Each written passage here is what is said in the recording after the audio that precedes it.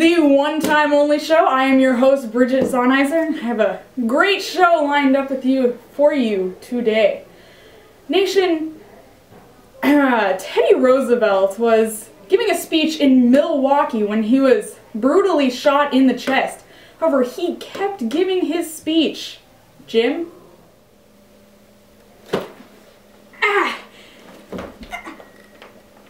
Friends, I don't know if you fully understand that I have just been shot.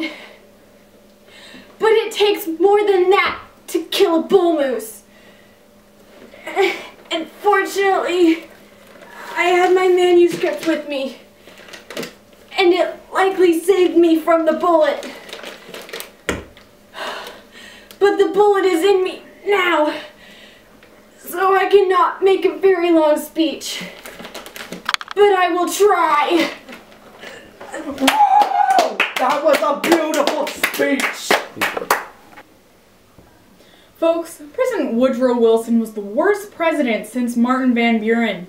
When he wanted the Underwood Tariff Bill passed, he issued a message to the people pleading with them to contact their congressmen and express their views, which were overwhelmingly in favor of the law. I just want to point out what an abomination this is. When the Constitution says, "we the people," it doesn't mean the general populace. It means me.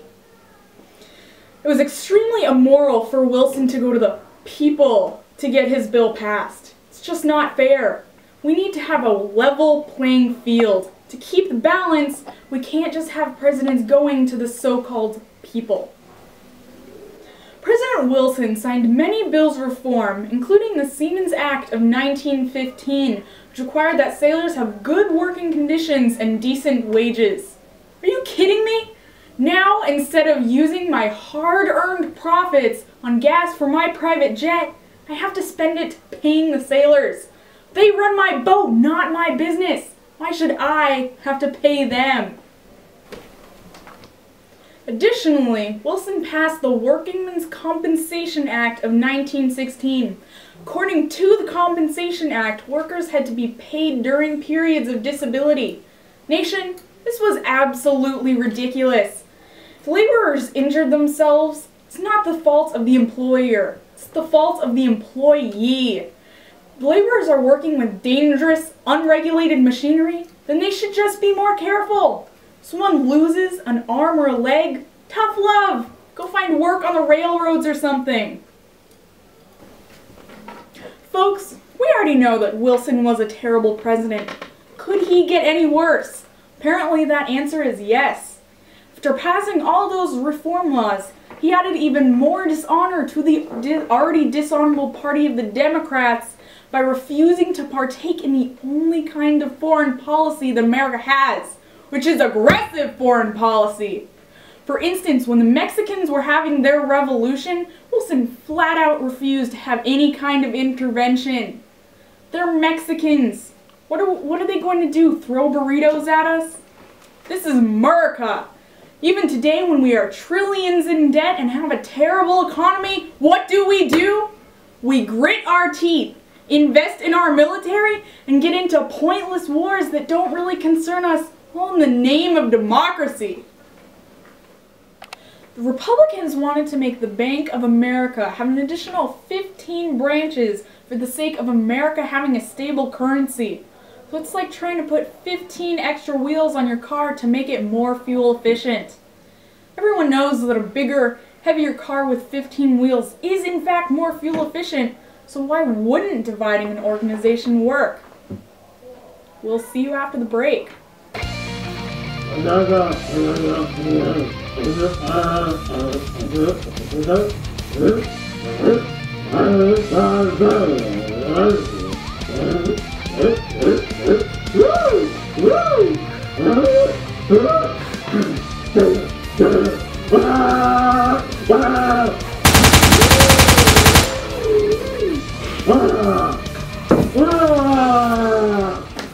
Nation, today I'm introducing a segment on the show called Couples Therapy with Dr. Zonizer. And yes, I do have a doctorate. Today on the show I have two guests who are unfortunately having relationship troubles. Okay, so could you two please introduce yourselves? Thank you, Dr. Sonnenheiser. Well, my name is Germany, and that little crumpet of a man is Britain. Excuse me? What? Don't make me use another submarine on you! Alright, calm down, you two. This isn't Jerry Springer. Don't talk. Well, I'm Britain, one of the strongest imperial powers of the world. Okay, so how did this all start? Well, it all started when a organization known as the Black Hand assassinated the Archduke Ferdinand. Okay, and how did that make you feel? How did it progress from there? Well, all I wanted to do was help out my friend Austria-Hungary and defeat my mortal enemy Russia. But you declared war on France and Belgium, a neutral country. And how did that make you feel, Britain? Well, I felt I was going to be attacked next. Well, we wouldn't have to if you would just side with us. But no, instead, you declared war. Alright, guys. Calm down now. Tell me, how is America feeling about all of this? Well, America's like my cousin. We've been really tight after I started patting the eagle on the head. Yeah, but they're sympathizing. They're sympathizing with us. Yeah, until they found out that you were kinky. Could you please elaborate on that, Britain? Germany is a bunch of warmongering bestialists. We are not. You blockaded us, and we did nothing wrong to you. You declared a submarine war zone around our country. We have struggled so much, and you don't understand how much you have hurt me throughout this entire war. Okay, do you guys think you can put aside your differences and come together at the Geneva conference? Fine, I'll forgive you. Okay, now Germany, can you forgive Britain? I think so. So touching. Well, thank you for your time today. Join us next time on Couples Therapy with Dr. Sonnenheiser. Trust me, I'm a doctor. Folks, President Wilson issued what was known as the Neutrality Proclamation in an attempt to keep American hands clean of the war. America was bound to the British by social, economical, and cultural ties, whereas the Germans played off of the personal and sympathetic aspects of the war. However, the 11 million Central Power relatives in America found it difficult to sympathize when they heard rumors of German bestiality. Wait, did I read that right? Bestiality. Though individually most Americans picked sides between British friends or beast-loving Germans, the country as a whole stayed neutral. As if bestiality wasn't enough, in 1915, a German man was caught with plans of industrial sabotage in his briefcase.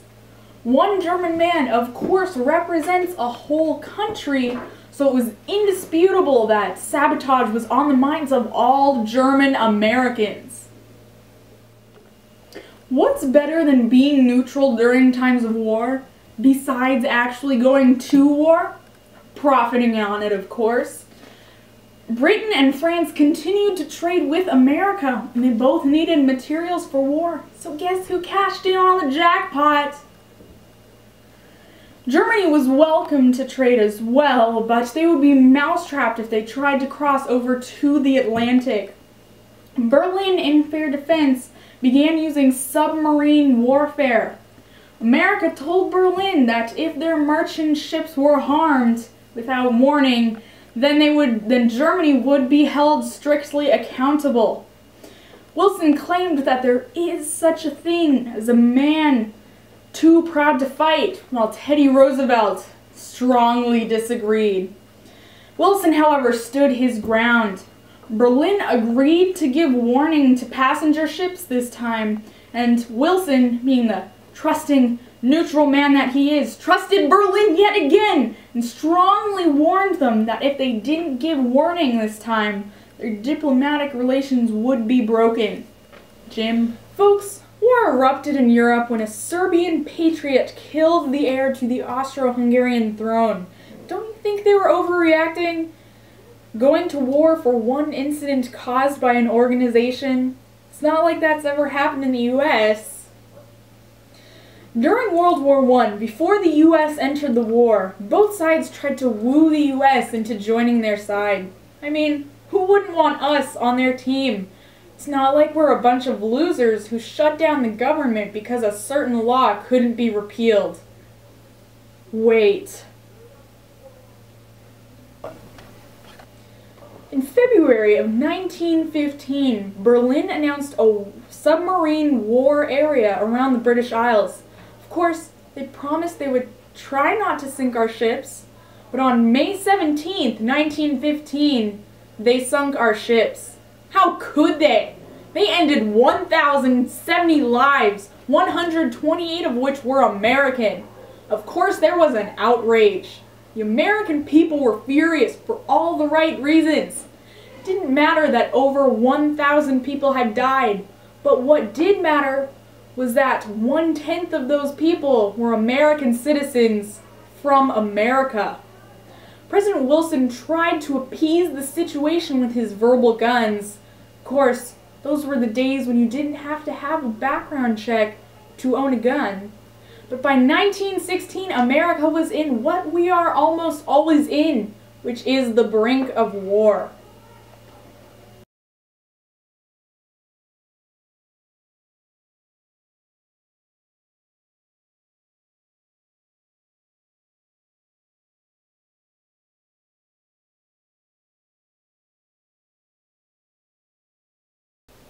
Now, Germany, I know you have these nice new submarines, but you better not hurt Americans with them, or we'll join the war. Seriously? Okay, we won't. The cause of the final explosion has never been ascertained. Probably it will never be known. Barham was the only British battleship sunk at sea by a German U-boat during this war. The only time a submarine beat the Royal Navy's Now, Germany, what did I tell you? If you do it again, we'll have to join the war. You said that already. We're sorry, it won't happen again.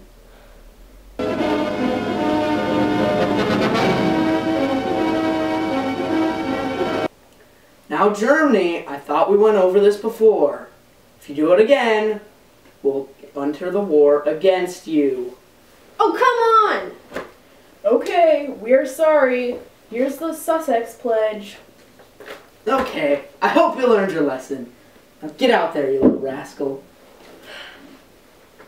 She sank with a loss of 859 lives.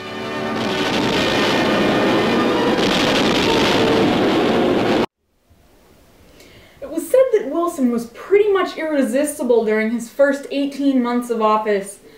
I guess he looked as good as me, only I kept my good looks. Maybe he wasn't as good looking as I am. I mean, just look at him. The Federal Farm Act of 1916 gave credit to farmers at low rates. Additionally, the Warehouse Act of 1916 gave loans to farmers on the security of staple crops. Both of these were populist ideas, and both were thought up by farmers like this guy. Anybody with a beard that awesome deserves to have their voice heard. Nation, the Adamson Act of 1916 gave the dreaded hour workdays that we all hate. But who wants to follow rules? I mean, boo! We're all adults here. We can all make informed, rational, good judgment calls, right? Unfortunately, some of us do act like children. Speaking of children, in 1916, a law was passed banning child labor on products going into interstate commerce. However, the Supreme Court invalidated that law because we all want small children doing dangerous jobs. It builds character. Folks, Wilson's progressivism had limits like everything else. Even though he did nominate Louis de Brandes for the Supreme Court, Southern-bred Wilson's progressivism stopped short of black people. He was a bit behind that black guy running.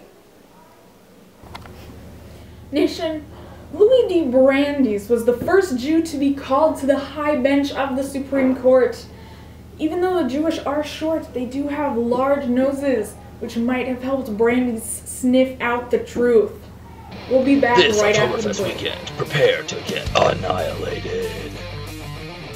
Kaiser Wilhelm II and Walmart proudly present Super Submarine Session at the German Naval Yards. Featuring your favorite U-boats, the Killer Kaiser, the Brit Buster, and the Dutch Demon.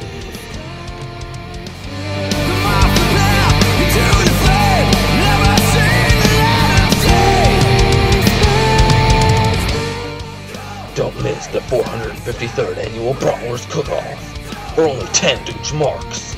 The first 100 people get a free can of Natural Light. Tickets available at Ticketmaster.com. Sunday, Oktoberfest weekend. Welcome back to the one-time only show. I have with me today Kaiser Wilhelm II. Please give him a warm welcome. Lovely to have you here. Why are you wearing a gas mask? The gas is everywhere. Alrighty then. Could you please explain how the war began? Well, my very good friend, Arthur Napoleon, was shot. Oh, that's terrible. Yeah, he was my broski. Okay, so how did you react to that?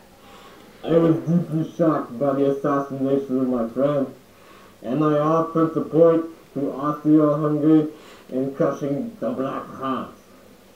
Crushing them how? I wanted them to die. Okay, well, who was the war between? My allies were Austria-Hungary and Italy. We were Central Power. It was us versus Britain, France, and Russia. Okay, so I heard you went on a cruise? Well, I wasn't going to go at first, but my court convinced me that I would work super hard, and I deserve a vacation since my friend just got assassinated. But I kept in contact with Berlin throughout my time away. And you know, on my super cool high-tech telegraph. Okay, so what was your part in the war? Well, we declared war on Russia and France, Germany's enemies, and in order to invade France and end our battle with them quickly, we declared war on Belgium in a right flanking maneuver to invade France. But then Britain declared war on us. Okay, well, good luck with that. That is all the time we have for today. It was great hearing your side of the story. Great to see you again. Yeah, that is all for the night. Tonight, tune in for the next episode of the one-time only show. Thank you, ladies and gentlemen.